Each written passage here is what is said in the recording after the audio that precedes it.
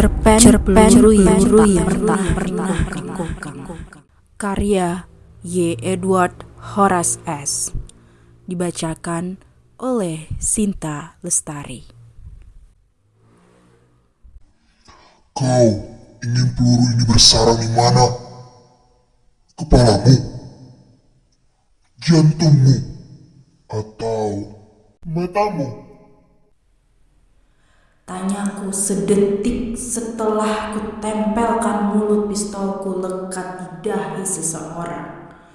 Dari beberapa yang sudah terjadi, rata-rata tak ada yang menjawab, melainkan hanya menggetarkan tubuh, mengucurkan keringat dingin, lantas tergeletak di lantai.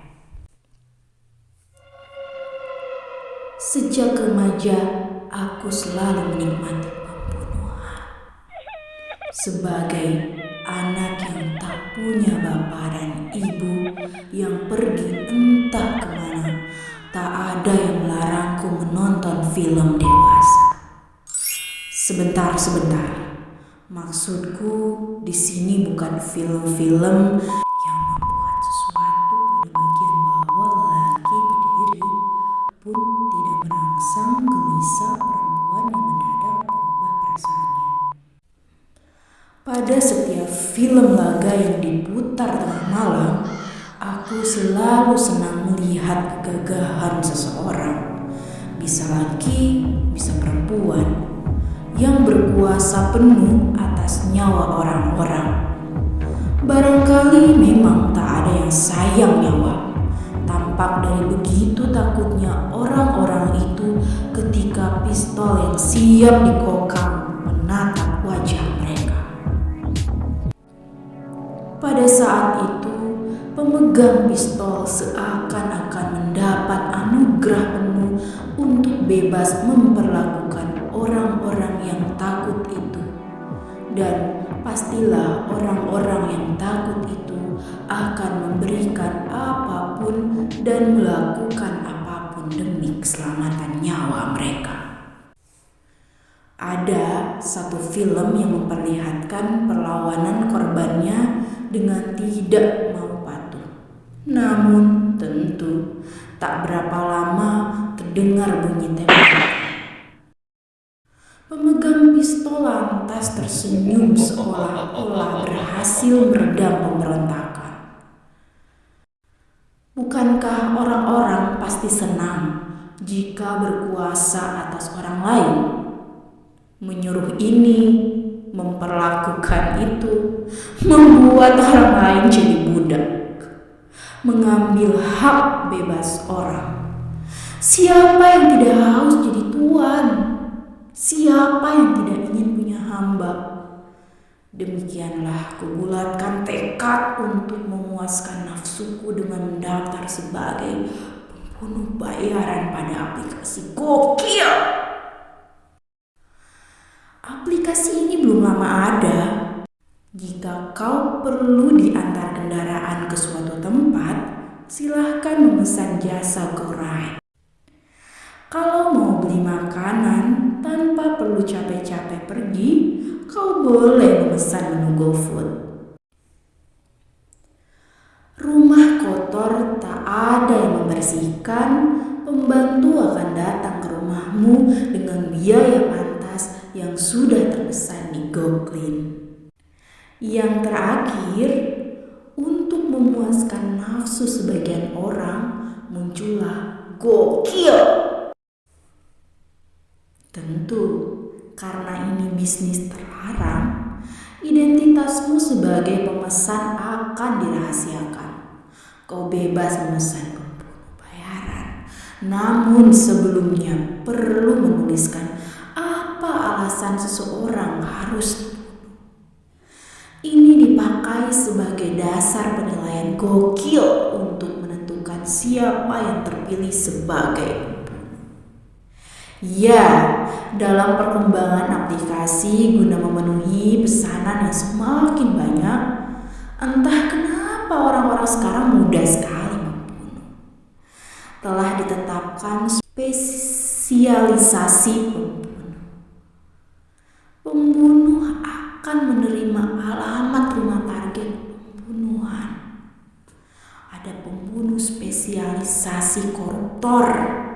Lantaran orang-orang yang diajak korupsi tak ingin terseret ke persidangan, pembunuh bisa dipesan untuk menghilangkan nyawa koruptor yang sudah jadi tersangka. Ada pembunuh spesialisasi perselingkuhan. Jika kau tak mau selingkuhanmu meneror dan mengumpas uangmu lewat ancaman akan membeberkan perselingkuhanmu ke istrimu, silakan saja memesan pembunuh untuk menutup mulutnya. Aku terpilih jadi pembunuh spesialisasi korban perkosaan. Sudah kubaca alasan pemesan berulang-ulang dengan tepat. Mereka tak mau korban melaporkan tindak kejahatan perkosaan ke pihak berwenang, sehingga tentu saja kau tahu mereka dijebloskan ke penjara. Sekali waktu aku pernah menyusup ke apartemen seorang perempuan muda di tengah ibu kota. Dengan kawat yang sudah kurangkai sedemikian rupa, aku berhasil masuk dan lekas sembunyi di bawah ranjang. Beberapa saat setelah itu, wanita itu pulang dari pesta, menaruh tasnya di atas meja, lantas merebahkan diri di ranjang. Ia melempar sepatu ke rak di ujung kamar, lalu bergegas melepas baju dan berlari ke kamar mandi. Nah, seusai tubuhnya penuh harum dengan wangian sabun, aku berdiri tepat di depan pintu kamar mandi. Ia membuka pintu dan kupastikan pistolku mengarah ke dahinya. Aku mengokang pistol. Kau ingin peluru ini bersarang di mana? Kepalamu, jantungmu, atau matamu? Tanyaku padanya. Sebelum kuceritakan apa yang terjadi selanjutnya, kusampaikan padamu bahwa 3 sasaran tembak itu merupakan SOP gokil untuk pembunuh spesialisasi korban perkosaan. Kecil kemungkinan orang bertahan hidup ketika kepalanya ditembak. Hampir mustahil waktu peluru bersarang di jantung masih ada nafas. Untuk bagian mata, tujuannya agar korban perkosaan tak mampu melihat lagi wajah pemerkosa ketika ditanya pihak berwenang, sehingga tak ada alasan kuat untuk memenjarakannya. Kulihat ia menggigil, badannya yang basah semakin basah. Keringat dingin yang bercampur air mandi yang belum kering. Kakinya gemetar. Aku menatap tajam matanya yang pucat. Inilah saatnya aku berkuasa. Tentu aku akan menyampaikan permintaanku sebagai tawaran atas ganti nyawanya. Ketakutannya kupermainkan. Aku menikmati bagaimana ia menggabungkan dengan tubuhnya yang setengah telanjang itu. Tak berapa lama aku membunuhnya. Lain lagi dengan wanita yang selalu pulang kerja paling malam di pabrik pinggir kota. Parkiran sudah sepi, orang-orang sudah pada pulang. Ia keluar dari pintu masuk pabrik dan berjalan beberapa meter. Aku menunggu di belakang mobilnya. Belum sempat ia membuka pintu mobil, pistolku sudah kuarahkan ke dahinya. Ancaman yang sama kutanyakan. Kau ingin peluru ini bersarang di mana? Kepalamu, jantungmu, atau matamu? Saat itu ia memberikan tasnya yang berisi banyak uang sebagai ganti nyawanya. Ya, beberapa saat kemudian nyawanya melayang. Sebetulnya aku tak ambil pusing mau jadi pembunuh spesialisasi apa. Tapi lantaran sempat merasakan kasih sayang ibu sebelum ia pergi menghilang, aku tak tega melihat cipratan darah dari tubuh perempuan. Sialnya, korban perkosaan rata-rata perempuan. Lantaran aku benar-benar tak sampai hati, sengajalah aku kosongkan peluru dari pistolku pada setiap tugas pembunuhan. Meskipun begitu, setiap pembunuh profesional, aku harus tetap menjalankan tugasku. Kupastikan orang-orang yang menjadi target pembunuhan benar-benar tak bernyawa.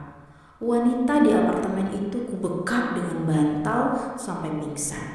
Lanjut, kucekik lehernya sampai nadinya tak berdenyut. Untuk wanita yang membuka pintu mobil, aku membiusnya dengan sarung tangan beracun. Ia langsung lemas dan tergeletak di aspal, memasukkan tubuhnya ke dalam mobil dan melemparkan ke sungai. Tentu, aku menunggunya tenggelam dalam arus sungai yang meluap itu. Semakin kesini, lantaran semakin banyak pesanan, agak-agaknya aku repot melakukan itu semua. Perlu waktu tambahan dan peralatan lagi untuk membunuh. Itu belum terhitung resiko jika tiba-tiba ada yang datang dan memergokiku sedang membunuh. Aku pun harus menghilangkan banyak jejak dari setiap barang bukti. Bukankah dengan mengokang pistol yang terisi peluru dan melontarkannya begitu saja, pembunuhan lebih cepat dan lebih praktis terjadi? Kulupakanlah ibuku sejenak. Kuputuskan untuk mengisi pistolku dengan peluru. Tidak hanya satu, penuh. Aku mengantisipasi kemungkinan korban tidak mati setelah tembakan pertama. Bagaimana bisa aku melapor ke aplikasi Gokil jika korban tidak mati?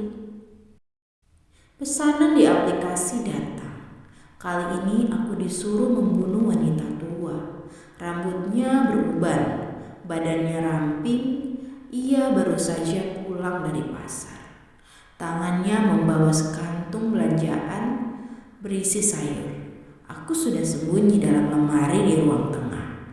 Ketika ia melangkah ke dapur, aku keluar dari lemari dan mengagetkannya dari belakang. Kau ingin peluru ini bersarang di mana?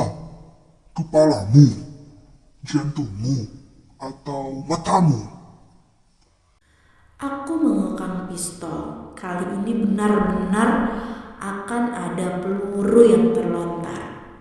Bisa jadi peluru itu menembus tengkorak kepalanya. Boleh juga peluru itu merobek-robek bilik jantungnya. Atau bola matanya pecah, tertembak peluru. Pastilah darah bermuncratan. Aku semakin punya waktu untuk melarikan diri dengan cepat. Belum sempat kulepaskan pelatu, wanita di depanku berbalik, menoleh ke arahku. Aku tiba-tiba teringat ibu. Sial. Dia ibuku. Aku menundukkan pistol ke lantai. Cerpen ini terinspirasi dari cerpen Gokil karya Seno Gumira Aji Dharma. Jakarta, 29 Januari 2023. Tentang cerpenis. Y. Edward Horace S. gemar membaca dan menulis cerpen. Ia telah menulis 6 buku kumpulan cerpen solo, 1 buku antologi puisi solo, dan 2 buku tip menulis cerpen.